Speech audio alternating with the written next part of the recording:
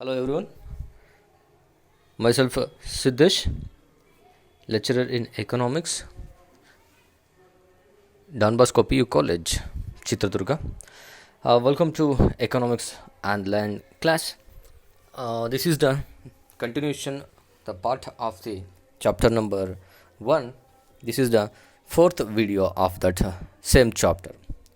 Well, in the previous chapter, we are discussing about the number of elementary aspects in the form of how capitalist playing the role playing in the economy. Afterwards, what is the government role? Who are the economic agent? Afterwards, emergency of macroeconomics. So these are the basic concepts we are discussed. But today we are moving to the continuation aspects of the previous content. Here, in the previously we are concentrated and as well as studied regarding capitalist economy. So it's a private economy or nothing but a private ownership economy. So they are only concentrating about the production. Afterwards, production takes place for selling the output in the market. There is a sale and purchase of a labor service at a price which is called the wage rate. So in the sense, in the another form, the labor which is sold and purchased against wages is referred to as wage labor. Wage labor. These are the contents or these are the aspects we are already studied. Instead of this one, if we apply the above mentioned or in the previous slide what we observed, mentioned three criteria to the country of the world, we would find that capitalist countries have come into being only during the last 3 to 400 years. Moreover, strictly speaking, even at present, a handful of countries in North America, Europe, and Asia will qualify as a capitalist economy. Which are the capitalist economy? America, especially North America, Europe, and Asia. They will qualify. They are qualified as a capitalist economy. They are qualified. Qualified means that ಆ ದೇಶಗಳನ್ನು ನಾವು capitalist ದೇಶಗಳು ಅಂತ ಕರಿತಾ ಹೋಗ್ತೀವಿ. ಯಾಕೆ capitalist ದೇಶ ಅಂತ ಕರಿತಾ ಹೋಗ್ತೀವಿ? ಇದು very important question. See, production activities ಏನಿರ್ತಾ ಹೋಗುತ್ತೆ, ಪ್ರೊಡಕ್ಷನ್ ಆ್ಯಕ್ಟಿವಿಟಿ ಇದು ಪ್ರೈವೇಟ್ ಓನರ್ಶಿಪ್ ಹತ್ರ ಇತ್ತು ಅಂತಂದರೆ ಇದನ್ನು ಕ್ಯಾಪಿಟಲಿಸ್ಟ್ ಎಕಾನಮಿ ಅಂತ ಕರಿತಾ ಹೋಗ್ತೀವಿ. Where the production activities are in the hands of private entrepreneurs or a private owners, it is called as a capitalist economy existence. ಅಲ್ಲಿ ಕ್ಯಾಪಿಟಲಿಸ್ಟ್ ಬಂಡವಾಳಶಾಹಿ ಆರ್ಥಿಕ ವ್ಯವಸ್ಥೆ ಅಂತ ಕರಿತಾ ಹೋಗ್ತೀವಿ. ಏನಂತ ಕರಿತಾ ಹೋಗ್ತೀವಿ? ಬಂಡವಾಳಶಾಹಿ ಆರ್ಥಿಕ ವ್ಯವಸ್ಥೆ is nothing but A capitalist economy. Got it? So ಅದಕ್ಕೆ ಉದಾಹರಣೆ ಯಾವ ದೇಶಗಳನ್ನು ಕೊಡ್ಬೋದು ಅಂತಂದರೆ north America, Europe, Asia. Got it? So these are the countries we can go into give the examples according to this one textbook. ಇವಿಷ್ಟು ದೇಶನ sir ಅಲ್ಲ, ಇದಷ್ಟೇ ಅಲ್ಲದಲೆ ನೋಡ್ರಿ ಈಗ ಲಿಸ್ಟ್ ಬಂದಿದೆ. ಕ್ಯಾಪಿಟಲಿಸ್ಟ್ ಕಂಟ್ರೀಸ್ಗಳಲ್ಲಿ ಇಷ್ಟು ಅಲ್ಲದಲೆ ಮತ್ತೆ ಇನ್ನು ಯಾವ್ಯಾವ ಇದ್ದಾವೆ ಕಂಟ್ರೀಸ್ಗಳು ಅಂತ ಒಂದು ಸ್ವಲ್ಪ ಎಕ್ಸ್ಪೋಜರ್ ಇರಲಿ ಅಂತೇಳ್ಬಿಟ್ಟು ನಾನು ಇದನ್ನು ಮೆನ್ಷನ್ ಮಾಡಿದ್ದೀನಿ. ನಿಮ್ಮ ಟೆಕ್ಸ್ಟ್ ಬುಕ್ಕಲ್ಲಿ ಇದು ಈ ಥರ ಯಾವುದು ಇಲ್ಲ. ಸೊ ಇದು ಯಾಕೆ ಬಂದಿದೆ ಅಂತ ಕೇಳಿದರೆ ನೀವು, so which are the capitalist countries out of north America, Europe and Asia. So here in the list we are observing Hong Kong, Singapore, New Zealand, Switzerland, Australia, Ireland, etc. The column number what? Right hand, your left hand side showing those countries are. ಇಷ್ಟೇನ sir ಅಂತ ಕೇಳಿಬಿಡ್ರಿ, ಮತ್ತೆ ಇಷ್ಟು ಅಲ್ಲದೆ ಮತ್ತೂ ಇದ್ದಾವೆ. ಇದರಲ್ಲಿ ಕೆಲವೊಂದು ಅಂದರೆ ಕ್ಯಾಪಿಟಲಿಸ್ಟ್ ಕಂಟ್ರೀಸ್ಗಳಲ್ಲಿ ಕೆಲವೊಂದನ್ನು ನಾನು ಹೇಳ್ತಾ ಇದ್ದೀನಿ. ಸೊ ಇನ್ನು ರೈಟ್ ಹ್ಯಾಂಡ್ ಸೈಡಲ್ಲಿ ಅಂಡರ್ ಡೆವಲಪ್ಡ್ ಕಂಟ್ರೀಸ್ ನಾನು ಹೇಳ್ತೀನಿ. ಅಂಡರ್ ಡೆವಲಪ್ಡ್ ಅಂತ ಯಾವುದು ಸರ್, ಹೆಂಗೆ ಸರ್ ಅಂತ ನಾನು ಹೇಳ್ತೀನಿ. ಅಂಡರ್ ಡೆವಲಪ್ಡ್ ಕಂಟ್ರೀಸಲ್ಲಿ ಯಾವ್ಯಾವ ಇದ್ದಾವೆ? ಫೈನ್. ಇಲ್ಲಿ Nigeria, Central African Republic, South Sudan, Chad etc. These are the countries are underdeveloped countries. ಇದೇನು ಸರ್ ಹೊಸ word underdeveloped countries? It is not a new word, it is a older one also. Means countries of the world can be classified into different groups based on economic development. This is very important aspect, you please keep in your mind. ಜಗತ್ತಿನಲ್ಲಿ ಇರುವಂತಹ ರಾಷ್ಟ್ರಗಳನ್ನು ಅವುಗಳ ಆರ್ಥಿಕ ಅಭಿವೃದ್ಧಿಗಳ ಆಧಾರವಾಗಿ ವಿವಿಧ ಗುಂಪುಗಳನ್ನಾಗಿ ಅಥವಾ ಭಾಗಗಳಾಗಿ ಅಥವಾ ವರ್ಗಗಳಾಗಿ ವಿಂಗಡಿಸಲಾಗಿದೆ. Which are those? ಯಾವ್ಯಾವ ಸರ್ ಹೋಗೋದು? First one, developed countries, developing countries, under developed countries. Got it? India comes under the which category? Developing country. India is a developing country. Still it's not developed. So that's why it comes under the category of developing countries. Got it? The one second. ಅಭಿವೃದ್ಧಿ ಹೊಂದಿದ ರಾಷ್ಟ್ರಗಳು, ಅಭಿವೃದ್ಧಿ ಹೊಂದುತ್ತಿರುವ ರಾಷ್ಟ್ರಗಳು, ಅಭಿವೃದ್ಧಿ ಅನಾಭಿವೃದ್ಧಿಯನ್ನು ಹೊಂದಿರುವಂಥ ಅಥವಾ ಅಭಿವೃದ್ಧಿ ಹೊಂದಿಲ್ಲ ಅಂಥ ರಾಷ್ಟ್ರಗಳು. ಹಾಗೆ ಮೂರು ಭಾಗಗಳನ್ನಾಗಿ ಆರ್ಥಿಕ ಅಭಿವೃದ್ಧಿಯನ್ನು ನಾವು ನೋಡ್ತಾ ಹೋಗ್ತೀವಿ. ಮತ್ತು ಇದು ಆರ್ಥಿಕ ಅಭಿವೃದ್ಧಿನ ಹೆಂಗೆ ಮೆಜರ್ ಮಾಡ್ತೀರಾ ಸರ್? ಮತ್ತೆ ಕ್ವಶನ್ ಬರಬಾರ್ದು. ಹೇಗೆ ಮಾಡ್ತೀವಿ? We are measuring the economic growth in terms of GDP. The based on the GDP we are going to be measuring the economic growth of the country. Economic growth means what? The production capacity of the countries where per capita income as well as real national income. Okay, ಅದನ್ನು ನಾವು ಅದನ್ನು ನಾವು consideration ಮಾಡ್ತೀವಿ economic ಗ್ರೋತಲ್ಲಿ. ಇದಾದಮೇಲೆ ಇಲ್ಲಿ ನೋಡ್ರಿ, in many under developed countries production in especially agriculture sector is carried out by the peasant families. It is well known, it is known, ನಿಮಗೂ ಗೊತ್ತಿರುವಂಥದ್ದು ವಿಚಾರವಾಗಿದೆ. ಮತ್ತು ಇದು ಕ್ವೈಟ್ ಕಾಮನ್ ಆಗಿ ಅಬ್ಸರ್ವೇಷನನ್ನು ನಾವು ಮಾಡ್ತಾ ಹೋಗ್ತೀವಿ. It means under developed countries ಅಂತ ಏನು ಬರ್ತಾ ಹೋಗ್ತವೆ, ಈ ಕಂಟ್ರೀಸಲ್ಲಿ ಅಗ್ರಿಕಲ್ಚರ್ ಆ್ಯಕ್ಟಿವಿಟಿನ ರೈತ ಕುಟುಂಬಗಳೇ ಮಾಡ್ತಾ ಇದ್ದಾವೆ ಅಂತ. ಪ್ಯಾಸೆಂಟ್ ಫ್ಯಾಮಿಲೀಸ್ ಮೀನ್ಸ್ ದಟ್ ರೈತ, ವ್ಯವಸಾಯ ಕುಟುಂಬಗಳು ಅಂತ ಕರಿತಾ ಹೋಗ್ತೀವಿ, ಮಾಡ್ತಾ ಇದ್ದಾವೆ. ಇಲ್ಲಿ wage labour is seldom used and most of the labour is performed by the family laborers themselves. ಅಂದರೆ ಇಲ್ಲಿ ಏನಾಗುತ್ತೆ ನೋಡು, ರೈತ ಕುಟುಂಬ ಅಂತ ಹೇಳಬೇಕು. Percent family, the which is the percent family according to the our terms. ನೋಡ್ರಿ, ಜನರಲ್ ಲ್ಯಾಂಗ್ವೇಜಲ್ಲಿ ಕೆಲವೊಂದು ಮಾತಾಡೋದು ಬೇರೆ, ಸ್ಪೆಸಿಫಿಕ್ ಟರ್ಮಲ್ಲಿ ಮಾತಾಡೋದು ಬೇರೆ. ನಿಮ್ಮದು ರೈತ ಕುಟುಂಬನ ಸರ್, ನಮ್ಮ ತಂದೆ ವ್ಯವಸಾಯ ಮಾಡ್ತಾರೆ ಸರ್, ನೀನು ಏನು ಮಾಡ್ತೀಯಪ್ಪ? ಕ್ವಶನ್ಸ್ ಹಾಕೋಬೇಕು. ನಾನು IAS officer sir, IPS officer sir, engineer sir. Then how come you are become a percent family? If you are a if you belong to peasant family, you should involve in the agricultural activity. Then only you come to, ಇದು official ಟರ್ಮಲ್ಲಿ. But ಇದನ್ನು ಯಾರು ಹೇಳೋದಿಲ್ಲ, ಇದನ್ನ ಯಾರು ಬಳಸೋಲ್ಲ. But ನಾವು ರೈತ ಕುಟುಂಬದವರು ಅಂತ ಹೇಳಬೇಕಾದ್ರೆ ನಮ್ಮ ತಂದೆ, ನಾನು, ನನ್ನ ಮನೆಯಲ್ಲಿ ಇರುವಂಥವ್ರು, ನನ್ನ ತಾಯಿ ಆಗಿರ್ಬೋದು, ನನ್ನ ಅಣ್ಣ, ಅಕ್ಕ, ಯಾರಿದ್ದಾರೋ ಅವರೆಲ್ಲರೂ ವ್ಯವಸಾಯದಲ್ಲಿ ಭಾಗಿಯಾಗಿದ್ದಾಗ ಮಾತ್ರ ನಮ್ಮನ್ನು ನಾವು ಪ್ಯಾಸೆಂಟ್ ಫ್ಯಾಮಿಲೀಸ್ ಅಂತ, ರೈತ ಕುಟುಂಬ, ವ್ಯವಸಾಯ ಕುಟುಂಬದವರು ಅಂತ ಹೇಳ್ಕೊಬೋದು. ಇಲ್ಲ ಅಂದರೆ ಇಲ್ಲ.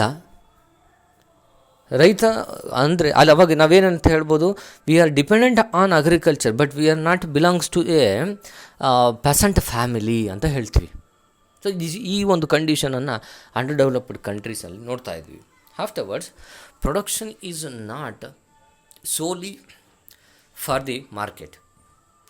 A great part of it is consumed by the family. Great part of it is consumed by the family ಅಂದರೆ, ಮತ್ತೆ ಇಲ್ಲಿ ಇನ್ನೊಂದೇನು ಲಕ್ಷಣವನ್ನು ನೋಡ್ತೀವಿ ಅಂತಂದರೆ, ಇಂಥ ಫ್ಯಾಮಿಲೀಸಲ್ಲಿ ಬೆಳೆದಂತಹ ಬೆಳೆಗಳು ಏನಿರ್ತಾ ಹೋಗ್ತವಲ್ಲ, ಫೈನ್, ಪ್ರೊಡಕ್ಷನ್ ಏನಿರ್ತಾ ಹೋಗುತ್ತಲ್ಲ, ಅದನ್ನು ಫುಲ್ ತೊಗೊಂಡೋಗಿ ಮಾರುಕಟ್ಟೆಯಲ್ಲಿ ಮಾರಾಟ ಮಾಡೋದಿಲ್ಲ. ಮತ್ತೇನು ಮಾಡ್ತಾರೆ ಸರ್? ಏನು ಮಾಡ್ತಾರೆ ಅಂತಂದರೆ, ಕನ್ಸ್ಯೂಮಿಂಗ್ ಫಸ್ಟು ಅವರ ಮನೆಗಳಿಗೆ ಬೇಕಾಗಿರುವಂಥದ್ದು. ನಮ್ಮ ಮನೆಗೆ ಈ ವರ್ಷ ಬೇಸ್ಟ್ ಬೇಕು, ಅಷ್ಟನ್ನು ಇಟ್ಕೊಂಡು ಉಳಿದಿದ್ದನ್ನು ಮಾತ್ರ ಕೊಡ್ತಾರೆ. A great part of its consumed by the family. ಈಗ ಫಾರ್ ಎಕ್ಸಾಂಪಲ್, ನಾವೆಲ್ಲ ರೈತ ಕುಟುಂಬದವರು ಅಂತ ಇಟ್ಕೊಂಡು, ನಾವೆಲ್ಲ ಪ್ಯಾಸೆಂಟ್ ಫ್ಯಾಮಿಲೀಸ್ ಅಂತ, ನಾವೆಲ್ಲರೂ ವ್ಯವಸಾಯನ ಮಾಡ್ತೀವಿ. ನಾವು ಭತ್ತವನ್ನು ಅಕ್ಕಿಯನ್ನು ಬೆಳಿತೀವಿ ಅಂತ ಇಟ್ಕೊಡ್ರಿ. ಓಕೆ, 10 ಕ್ವಿಂಟಾಲ್ ಭತ್ತವನ್ನು ನಾವು ಬೆಳೆದಿದ್ವಿ. ಈಗ ನಾವೀಗ ಏನು ಮಾಡ್ತಾ ಹೋಗ್ತೀವಿ, ಒಂದು ವರ್ಷಕ್ಕೆ ನಮ್ಮ ಮನೆಯಲ್ಲಿ 5 ಕ್ವಿಂಟಾಲ್ ಅಕ್ಕಿಯನ್ನು ಬಳಸ್ತೀವಿ ಅಂತ ಅಂದಾಗ, ಆ 5 ಕ್ವಿಂಟಾಲನ್ನು ಫಸ್ಟ್ ಇಟ್ಕೊಂಡು ಮಿಕ್ಕಿದ 5 ಕ್ವಿಂಟಾಲನ್ನು ಮಾರ್ತೀವಿ. ಅಷ್ಟನ್ನು ನಾವು ಮಾರೋದಿಲ್ಲ. ಅದಕ್ಕೆ that's why they are going to be mention there the great part of its consumed by the family. Neither do many percent families experience significant rise in the capital stock over the time. ಮತ್ತೆ ಕೆಲವ್ರು ಏನು ಮಾಡ್ತಾ ಹೋಗ್ತಾರೆ ಅಂದರೆ, capital ಸ್ಟಾಕನ್ನು rise ಮಾಡ್ತಾರೆ. Capital stock ಅಂತಂದರೆ ಏನು? ಫಿಸಿಕಲ್ ಅಸೆಟ್ಸ್ ಅಂತ. ಫಿಸಿಕಲ್ ಅಸೆಟ್ಸ್ ಅಂತಂದರೆ ಯಾವುವು? Tractor, machineries, tools, purchasing of new land, construction of a building, like this. This is the one of the thing we are going to be observing. Afterwards, in many tribal societies, the ownership of land does not exist. Yeah, this is the what actually happened, what observing in this society. Tribal societies or tribal families means that a group of a people or a family living in a hilly places or forest places. ಬುಡಕಟ್ಟು ಜನಾಂಗದವರು ಅಂತ ಕರಿತಾ ಹೋಗ್ತೀವಿ. Still now they doesn't got the ownership of the land. The land may belong to the whole tribal. ಅವ್ರ ಜಮೀನು, ಆ ಜಾಗ ಅಷ್ಟು ಅವರಿಗೆ ಸಂಬಂಧಿಸಿದಂಥದ್ದು ಆಗಿದ್ದರೂ ಸಮೇತವಾಗಿ ಓನರ್ಶಿಪ್ ಅವ್ರಿಗಿನ್ನೂ ಸಿಕ್ಕಿಲ್ಲ. In such societies the analysis that we shall present in this book will not be applicable. Got it? In such societies the analysis that we shall present book, ಇದಕ್ಕೆ ಸಂಬಂಧಪಟ್ಟಂಥದ್ದನ್ನು ನಾವು ಈ ಪುಸ್ತಕದಲ್ಲಿ ಓದ್ತಾ ಇಲ್ಲ, ನಮಗೆ ಸಿಲೆಬಸ್ಸಲ್ಲಿ ಇಲ್ಲ ಅಂತ ಅರ್ಥ. It is however true that many developing countries have a significant presence of production units which are organized according to capitalist principle. ಇದೆಲ್ಲ ಏನಾಗಿದೆ? ಕ್ಯಾಪಿಟಲಿಸ್ಟ್ ಪ್ರಿನ್ಸಿಪಲ್ಗೆ ಬೇಸಸ್ಸಲ್ಲಿ ಅದು ಇರುವಂತಹದ್ದು. Got it? Afterwards, the production unit will be called farm ಅಂತ ಕರಿಬೇಕಾದ್ರೆ ಏನು ಹೇಳಬೇಕು? Form ಬೇರೆ, FARM. ಫಾರ್ಮ್ ಅಂತಂದರೆ ಅಗ್ರಿಕಲ್ಚರ್ಗೆ ಬಳಸುವಂತಹ ಜಾಗ, ಇದು ಫಾರ್ಮ್ ಅಂತಂದರೆ ಪ್ರೊಡಕ್ಷನ್ ಯೂನಿಟ್ ಅಲ್ಲನ್ನು ನಾವು ಫಾರ್ಮ್ ಅಂತ ಕರಿತಾ ಹೋಗ್ತೀವಿ. In a firm the entrepreneur means who? Entrepreneur means a person are a group of a people who bear the risk of the business or the production activity. He is called as entrepreneur. Here she means that entrepreneur. Wage labour from the market ಅಂದರೆ ಅದಕ್ಕೆ market ಇದೆಯಾ sir? ಅಲ್ಲ, labour market ಅಂತ ಒಂದಿದೆ. ನಾವು ಎಕನಾಮಿಕ್ಸಲ್ಲಿ labour market ಅಂತ ನಾವು ಓದ್ತೀವಿ. Labour market. Here labour market ಅಂತಂದರೆ ಎಷ್ಟು ಜನ ವರ್ಕಿಂಗ್ ಪೀಪಲ್ಸ್ ಇದ್ದಾರೆ, ಎಷ್ಟು ಜನ ವರ್ಕಿಂಗ್ ಪೀಪಲ್ ಇದ್ದಾರೆ ಅಂತ. ಈಗ ನಾನು ವರ್ಕಿಂಗ್ ಕಂಡೀಷನ್, ನಮ್ಮನ್ನೆಲ್ಲ ಸೇರಿಸಿ ಎಷ್ಟು ಜನ ವರ್ಕಿಂಗ್ ಕ್ಯಾಪಿಟಲ್ ಇದೆ, ಇದರಲ್ಲಿ ನಾವು ವೇಜ್ ಲೇಬರನ್ನು ತಗೊತಾ ಹೋಗ್ತಾರೆ. She employs the service of capital and land as well. ಕ್ಯಾಪಿಟಲನ್ನು ಬಳಸ್ಕೊತಾರೆ ಮತ್ತು ಲ್ಯಾಂಡನ್ನು ಕೂಡ ಬಳಸ್ಕೊತಾ ಹೋಗ್ತಾರೆ. ಆಫ್ಟರ್ ಹೈರಿಂಗ್ ದೀಸ್ ಇನ್ಪುಟ್ಸ್ ಯಾವ್ಯಾವಾದವು ಇಲ್ಲಿ? Land, capital and labour. ಇದನ್ನು ಬಳಸ್ಕೊಂಡು conducting the production activities.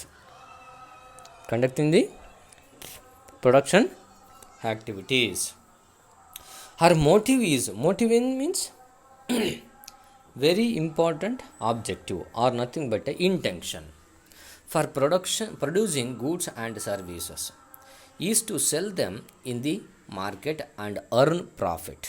That is the main motive of all the entrepreneurs, not only these fellows. The main motive of the entrepreneur is to that is maximization of their profit. That is the main motive of the entrepreneur. Later, in the process of undertakes risk and uncertainty. ಈ ಒಂದು ಪ್ರಾಸೆಸ್ಸಲ್ಲಿ ಈ ಎಲ್ಲ ಇನ್ಪುಟ್ಟನ್ನು ಬಳಸ್ಕೊಂಡು ಪ್ರೊಡಕ್ಷನನ್ನು ತಗೊಳ್ಳೋಂಥ ಟೈಮಲ್ಲಿ ಏನಾಗುತ್ತೆ? ಅನ್ಸರ್ಟೈನಿಟೀಸ್ ಎದುರಾಗುತ್ತೆ, ಅನಿಶ್ಚಿತತೆಗಳು ಅಂತ ಕರಿತಾ ಹೋಗ್ತೀವಿ.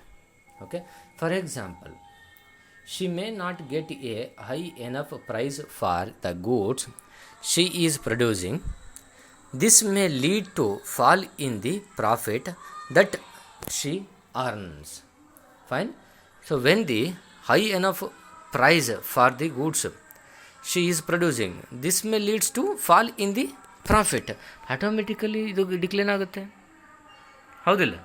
ಅದಾದಮೇಲೆ it is to be noted that in a capitalist country the factors of production earn their income through the process of production and sale of the result output in the market. Factors of ಪ್ರೊಡಕ್ಷನ್ನು ಏನು ಮಾಡ್ತಾ ಹೋಗ್ತವೆ? Earns their income through the process of ಪ್ರೊಡಕ್ಷನ್ನಲ್ಲಿನೇ ಅವುಗಳು ಇನ್ಕಮನ್ನು, ಪ್ರಾಫಿಟನ್ನು earn ಮಾಡ್ಕೊತಾ ಹೋಗ್ತವೆ. ಫ್ಯಾಕ್ಟರ್ಸ್ ಆಫ್ ಪ್ರೊಡಕ್ಷನ್ ಯಾವ factors of production?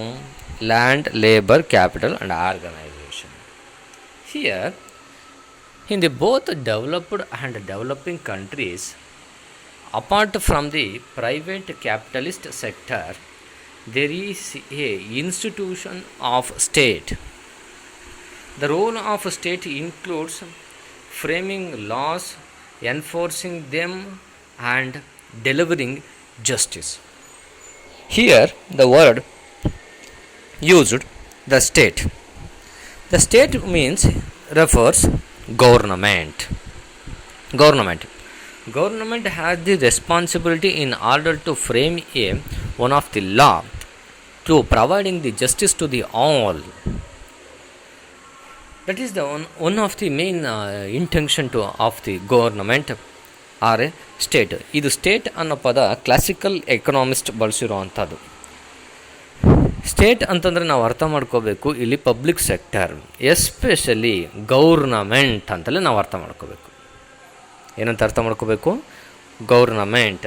That's why the role of A state includes framing laws, enforcing them, and delivering justice. This is the one of the role played by the which one? Government. In other words, the state in many instances means government in the many instances undertakes the production apart from imposing tax and spending money on building the public infrastructure, running schools, colleges, private health services, etc. ಇದು just not only A framing, ಅಂದರೆ government ಬರೀ ಲಾಸ್ಗಳನ್ನ frame ಮಾಡಿ, ಅಂದರೆ ಕಾನೂನುಗಳನ್ನು ತಯಾರು ಮಾಡಿ ಎಲ್ಲರಿಗೂ ನ್ಯಾಯವನ್ನು ಕೊಡಿಸೋದರ ಜೊತೆಗೆ ಟ್ಯಾಕ್ಸ್ಗಳನ್ನು ಇಂಪೋಸ್ ಮಾಡುತ್ತೆ. ಯಾಕೆ ಟ್ಯಾಕ್ಸ್ ಇಂಪೋಸ್ ಮಾಡುತ್ತೆ? To generate the revenue for the purpose of providing ಏನಕ್ಕೆ? ಪಬ್ಲಿಕ್ ಇನ್ಫ್ರಾಸ್ಟ್ರಕ್ಚರ್ಗೆ, ಸ್ಕೂಲ್ಸ್ ಮತ್ತು ಕಾಲೇಜಸ್ ರನ್ ಮಾಡಲಿಕ್ಕೆ, ಹಾಸ್ಪಿಟಲ್ಸ್ಗಳನ್ನ ರನ್ ಮಾಡಲಿಕ್ಕೆ. Got it? ಅಂದರೆ ಅರ್ಥ ಇಲ್ಲಿ ಏನು? ಪಬ್ಲಿಕ್ ಇನ್ಫ್ರಾಸ್ಟ್ರಕ್ಚರ್, ನಿನ್ನ ಮನೆಗೆ ನೀನು ರಸ್ತೆಯನ್ನು ಮಾಡಿಕೊಂಡರೆ ಅದನ್ನು ಪಬ್ಲಿಕ್ ಇನ್ಫ್ರಾಸ್ಟ್ರಕ್ಚರ್ ಅನ್ನಲ್ಲ. ನಿನ್ನ ಮನೆಗೆ ನೀನೇ ನೀರಿನ ವ್ಯವಸ್ಥೆ ಮಾಡಿಕೊಂಡ್ರೆ ಅದನ್ನು ಪಬ್ಲಿಕ್ ಇನ್ಫ್ರಾಸ್ಟ್ರಕ್ಚರ್ ಅಂತ ಹೇಳೋಲ್ಲ. ನಿನ್ನ ಮನೆಗೆ ಸರ್ಕಾರದವ್ರದ್ದು ರಸ್ತೆಯನ್ನು ಮಾಡಿಕೊಟ್ರೆ, ನೀರಿನ ವ್ಯವಸ್ಥೆಯನ್ನು ಮಾಡಿಕೊಟ್ಟರೆ, ಅದಾದ ಮೇಲೆ ಚರಂಡಿ ವ್ಯವಸ್ಥೆ, ಸ್ಯಾನಿಟೇಷನ್ ಫೆಸಿಲಿಟಿ ಮಾಡಿಕೊಟ್ಟರೆ ಅದನ್ನು ಪಬ್ಲಿಕ್ ಇನ್ಫ್ರಾಸ್ಟ್ರಕ್ಚರ್ ಅಂತ ಕರಿತೀವಿ. ಲೈಟಿಂಗ್, ಸ್ಟ್ರೀಟ್ ಲೈಟ್, ಇದು ಯಾರು ಮಾಡಿದ್ದು? ಸರ್ಕಾರದವ್ರು ಮಾಡಿದ್ದು. ಟ್ಯಾಕ್ಸ್ ಇಂಪೋಸ್ ಮಾಡಿ ಸರ್ಕಾರ ಏನು ಮಾಡುತ್ತೆ ಅಂದರೆ ಈ ಥರ ಕೆಲಸಗಳನ್ನೆಲ್ಲ ಮಾಡುತ್ತೆ. Got it? Afterwards these economies function of the state have to be take into account when we want to describe the economy of the country. For convenience we shall use the term government to denote state. ಗೊತ್ತಾಯ್ತರಾ? State ಅನ್ನೋ ಪದವನ್ನು ನಾವು government ಅನ್ನೋ ಪದವನ್ನು indicate ಮಾಡಲಿಕ್ಕೆ ಬಳಸ್ತಾ ಇದ್ದೀವಿ. Afterwards, apart from the firm and the government, there is another one major sector of an economy which is called household sector. Firm ಮತ್ತು ಗೌರ್ನಮೆಂಟ್ ಸೆಕ್ಟರ್ ಅಂದರೆ ಫರ್ಮ್ ಅಂತಂದರೆ ಇಲ್ಲೇನು ಪ್ರೈವೇಟ್ ಸೆಕ್ಟರ್ ಅಂತ ಅರ್ಥ ಮಾಡ್ಕೋಬೇಕು. It is understood. Private sector, government sector, ಅದಾದಮೇಲೆ ಇನ್ನೊಂದು ಯಾವುದು major sector? House hold sector. House hold sector ಅಂದರೆ ಏನು ಅಂತ ನಾನು ಹೇಳ್ತೀನಿ. ಈಗ ಇನ್ನೊಂದು ಯಾವ ಸೆಕ್ಟರ್ ಇದೆ? ಹೌಸ್ ಹೋಲ್ಡ್ ಸೆಕ್ಟರ್ ಇದೆ.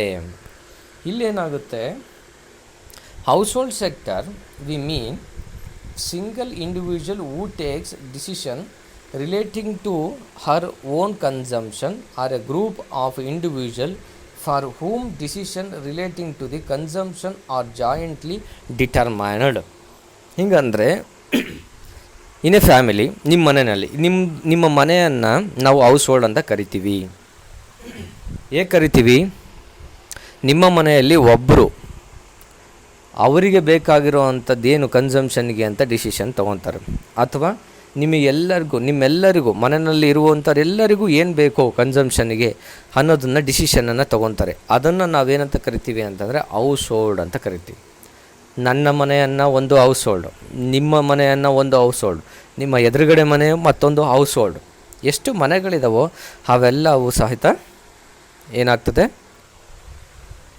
ಹೌಸ್ ಹೋಲ್ಡ್ ಅಂತ ಕರಿತಾ ಹೋಗ್ತೀವಿ. We must remember that the household consist of people. These people work in firm as workers and earn the wages. ಹೌಸ್ ಹೋಲ್ಡಲ್ಲಿ ಏನು ಮಾಡ್ತಾ ಹೋಗ್ತಾರೆ? ಕೆಲಸಕ್ಕೆ ಹೋಗ್ತಾರೆ. ಯಾತಕ್ಕೆ ಕೆಲಸಕ್ಕೆ ಹೋಗ್ತಾರೆ ಅಂತಂದರೆ ದುಡ್ಡಿಗೋಸ್ಕರ ಹೋಗ್ತಾರೆ. ಯಾವ ಬೇಸಸ್ ಮೇಲೆ? ವೇಜಿಗೋಸ್ಕರ, ಕೂಲಿಗೋಸ್ಕರ. They are the one who work in the government department the earn salaries or they are the owners of the firm and earn the profit. Intended the market which the firm sells their products could not have been functioning without the demand coming from the house hold. ನೋಡ್ರಿ ಇಲ್ಲಿ determining point ಇದು.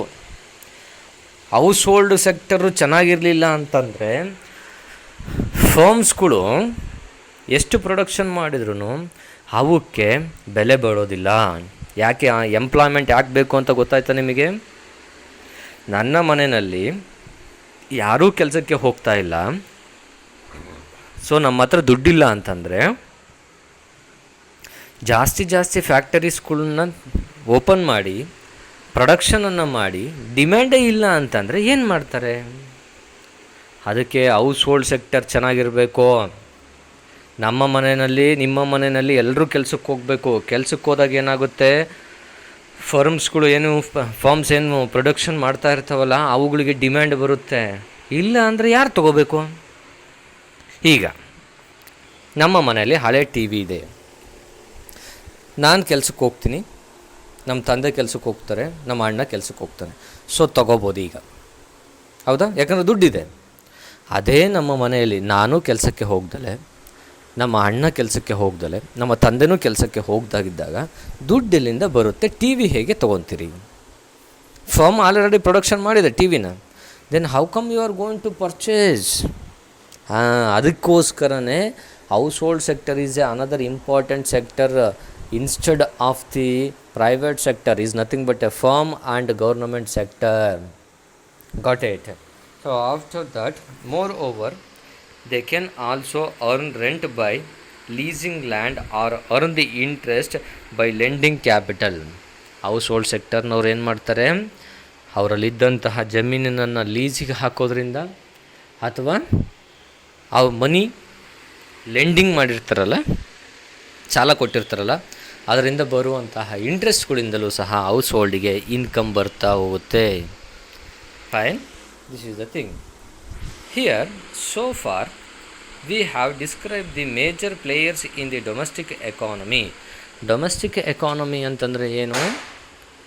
ದೇಶದ ಆಂತರಿಕವಾಗಿ ಒಳಗಿರುವಂತಹ ಎಕಾನಮಿನ domestic economy ಅಂತ ಕರಿತಾ ಹೋಗ್ತೀವಿ. But all the countries of the world also engaged in the external trade. Domestic economy ಜೊತೆಗೆ external trade ಅಂತಂದರೆ ಯಾವುದು? ಇಂಟರ್ನ್ಯಾಷನಲ್ ಟ್ರೇಡ್ ಅಥವಾ ಫಾರಿನ್ ಟ್ರೇಡ್ ಅಂತ ಕರಿತಾ ಹೋಗ್ತೀವಿ. International trade or a foreign trade. Here foreign trade ಅಂತಂದರೆ ಅಥವಾ ಎಕ್ಸ್ಟರ್ನಲ್ ಟ್ರೇಡ್ ಅಂತ ಕರಿತಾ ಹೋಗ್ತೀವಿ. Got it? ಈ ಟ್ರೇಡಲ್ಲಿ ಏನು ಮಾಡ್ತಾ ಹೋಗ್ತಾರೆ, ಫೋರ್ತ್ ಇಂಪಾರ್ಟೆಂಟ್ ಸೆಕ್ಟರ್ ಆಗಿದೆ ಈಗ ಟ್ರೇಡ್. ಈಗ fourth important sector. Trade is the fourth important sector. Trade with external sector can be classified into two categories. Are two kinds of external sector we are going to be observing. Number one is domestic country may sell goods to the rest of the world. It is called exports. Fine. ದೇಶದ ಒಳಗಲ್ದಲೇ ಬೇರೆ ದೇಶಗಳಿಗೂ ಸಮೇತ ಕಳಿಸಿಕೊಟ್ಟರೆ ಅದನ್ನು ಏನಂತ ಕರಿತಾ ಹೋಗ್ತಾರೆ? Export ಅಂತ ಕರಿತಾ ಹೋಗ್ತಾರೆ. Afterwards second kind is the economy May also by goods from the rest of the world. These are called imports. ನಮ್ಮ ದೇಶಕ್ಕೆ ತರಿಸಿಕೊಂಡರೆ ಅದನ್ನು ಇಂಪೋರ್ಟ್ ಅಂತ ಕರಿತಾ ಹೋಗ್ತೀವಿ, ಬೇರೆ ದೇಶಗಳಿಗೆ ಕಳಿಸಿಕೊಟ್ಟರೆ ಅದನ್ನು ಎಕ್ಸ್ಪೋರ್ಟ್ ಅಂತ ಕರಿತಾ ಹೋಗ್ತೀವಿ. Besides exports and import, the rest of the world affects the domestic economy in other ways as well. Got it? So this is the thing. Afterwards capital from foreign countries may flow into the domestic country, or domestic country may be exporting capital to foreign country. Here domestic countries ಅಂದರೆ ನಮ್ಮ ದೇಶದವರು ಬೇರೆ ದೇಶಗಳಿಗೆ ಬಂಡವಾಳವನ್ನು ಹೂಡಬಹುದು. Capital flow ಏನಿದೆಯಲ್ಲ, ಬೇರೆ ದೇಶದಿಂದ ನಮ್ಮ ದೇಶಕ್ಕೆ ಎಷ್ಟು ಬಂತು ಅಂದರೆ ಅರ್ಥ, ನೀವು ಥರ್ಡ್ ಚಾಪ್ಟರ್ ಫಸ್ಟ್ PUCನಲ್ಲಿ ಓದಿದ್ದೀರಿ, ಲಿಬರಲೈಸೇಷನ್, ಪ್ರೈವೇಟೈಸೇಷನ್, ಗ್ಲೋಬಲೈಸೇಷನ್. ಇದರ ಫಲವಾಗಿ ಅಮೇರಿಕಾದವರು ಇಲ್ಲಿ ಬಂದು ನಾವೊಂದು ಫ್ಯಾಕ್ಟ್ರಿ ಓಪನ್ ಮಾಡ್ತೀವಿ, ಜಾಗ ಕೊಡ್ರಿ ಸಾಕು, ಪರ್ಮಿಷನ್ ಕೊಡ್ರಿ, ಅದನ್ನು ಫಾರಿನ್ ಕ್ಯಾಪಿಟಲ್ ಅಂತ ಕರಿತೀವಿ. ಸಿಮಿಲರ್ಲಿ ನಮ್ಮ ದೇಶದವರು ಬೇರೆ ದೇಶಕ್ಕೆ ಹೋಗ್ತಾರೆ, ಅಮೆರಿಕಕ್ಕೆ ಹೇಳ್ತಾರೆ, ನಾವು ನಿಮ್ಮಲ್ಲಿ ಒಂದು ಫ್ಯಾಕ್ಟ್ರಿ ಓಪನ್ ಮಾಡ್ತಿದ್ದೀವಿ, ನೀವು ಸ್ವಲ್ಪ ಜಮೀನನ್ನು ಕೊಟ್ಟು ಅಥವಾ ಜಾಗವನ್ನು ಕೊಟ್ಟು ನಮಗೆ ಪರ್ಮಿಷನ್ ಕೊಡಿ. That is domestic country. But it ಬೇರೆ ದೇಶದವರು ನಮ್ಮ ದೇಶಕ್ಕೆ ಬಂದು, ಅಂದರೆ ನಮ್ಮ ದೇಶದವ್ರು ಏನೋ ಒಂದು ರೂಪಾಯಿನೂ ಕೊಡೋದಿಲ್ಲ, ದುಡ್ಡು ಅವ್ರದ್ದೇ ದುಡ್ಡು ತೊಗೊಂಡು ಇಲ್ಲಿ ಬಂದು ಇನ್ವೆಸ್ಟ್ಮೆಂಟ್ ಮಾಡ್ತಾರೆ, ಒಂದು ಫ್ಯಾಕ್ಟ್ರಿ ಕಟ್ತಾರೆ. ನಮ್ಮ ಸರ್ಕಾರದವ್ರು ಏನು ಮಾಡಿದ್ದಾರೆ ಅಥವಾ ನಮ್ಮ ದೇಶದವ್ರು ಏನು ಮಾಡ್ತಾರೆ, ಜಸ್ಟ್ ಜಾಗವನ್ನು ಕೊಡ್ತಾರೆ ಅಷ್ಟೇ, ಅವಕಾಶ ಮಾಡಿಕೊಡ್ತಾರೆ. ಇದರಿಂದ ಏನಾಗುತ್ತೆ ಸರ್? ಇದರಿಂದ ಎಂಪ್ಲಾಯ್ಮೆಂಟ್ ಜನ್ರೇಷನ್ ಆಗುತ್ತೆ, ಇದರಿಂದ ಪ್ರೊಡಕ್ಷನ್ ಜಾಸ್ತಿ ಆಗುತ್ತೆ, ಇದರಿಂದ ಲೋಕಲ್ ರಿಸೋರ್ಸಸ್ಗಳು ಯುಟಿಲೈಸೇಷನ್ ಆಗ್ತಾ ಹೋಗುತ್ತೆ. ಇಷ್ಟೊಂದೆಲ್ಲ ಕಾರಣಕರ್ತ ಆಗುತ್ತೆ. ಸೊ ಇಷ್ಟನ್ನು ನಾವು ಈ ಚಾಪ್ಟರಲ್ಲಿ ಅಧ್ಯಯನವನ್ನು ಮಾಡ್ತೀವಿ.